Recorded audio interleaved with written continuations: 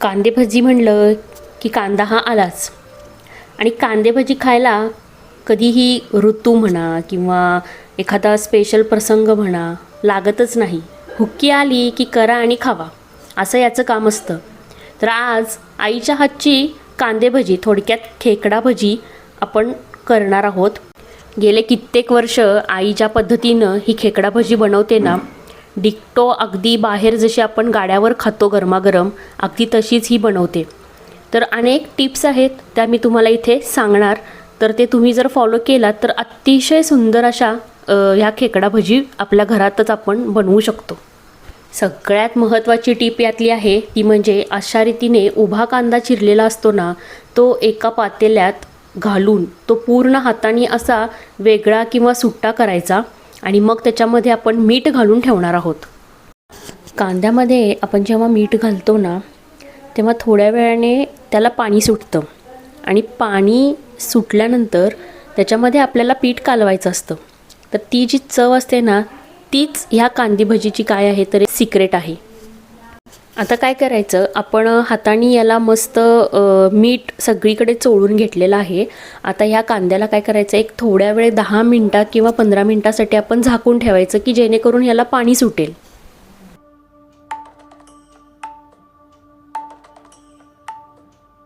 आता एकीकडे काय करते मम्मी, तर जे काही आपले हिरव्या मिरच्या असते ना, ती कुटून घेते आणि तेवढाच जो काही मसाला आहे ना, तो या कांदे भजी किंवा खेकडा भजीसाठी वापरते. तर इथे हिरव्या मिरच्या ती कुटून घेत आहे आणि ह्या हिरव्या मिरच्या आता आपण काय करणार आहे, जे काही आपण कांद्याला मीठ लावून ठेवलेलं आहे ना, त्याच्यामध्ये आपण हे घालणार आहे.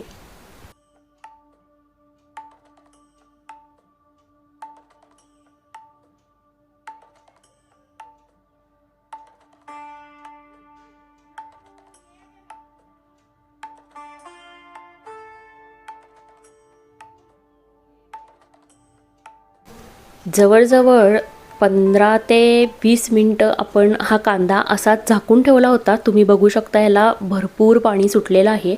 आणि आता याच्यामध्ये आपण जे काही कुटलेली आपली मिरची होती ना, ती देखील याच्यामध्ये आपण आत्ता ॲड करणार आहोत.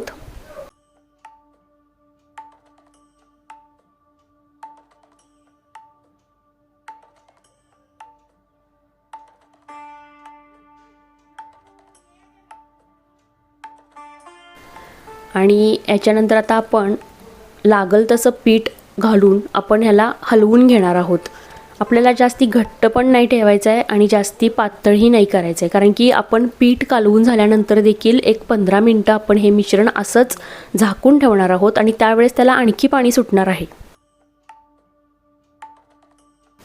10-15 मिनटांनी आपण पीठ कालवून ठेवलं होतं ते अशा रीतीने अतिशय चांगल्या रीतीनं आपलं भज्याचं पीठ इथे तयार आपण केलेलं आहे.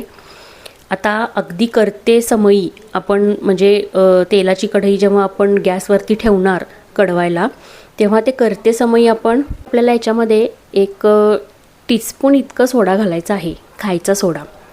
याने काय होतं, थोडासा कुरकुरीतपणा अजून आपल्या भज्याला येतो.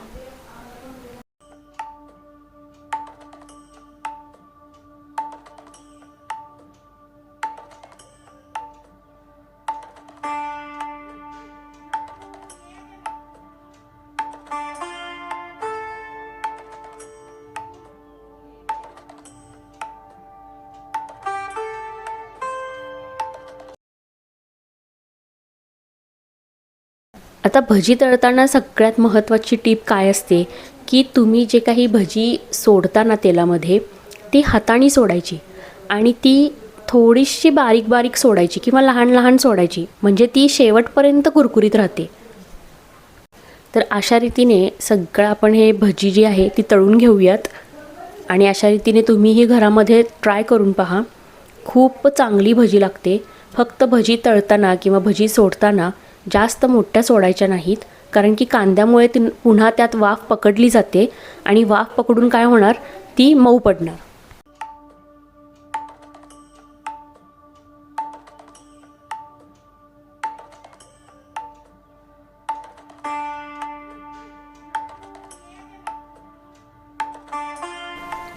तर अशा रीतीने आपल्या इथे एक भजी प्लेट तयार झालेली आहे. आता ही आपण मस्त चपातीसोबत देखील खाऊ शकतो आणि चहासोबत देखील खाऊ शकतो.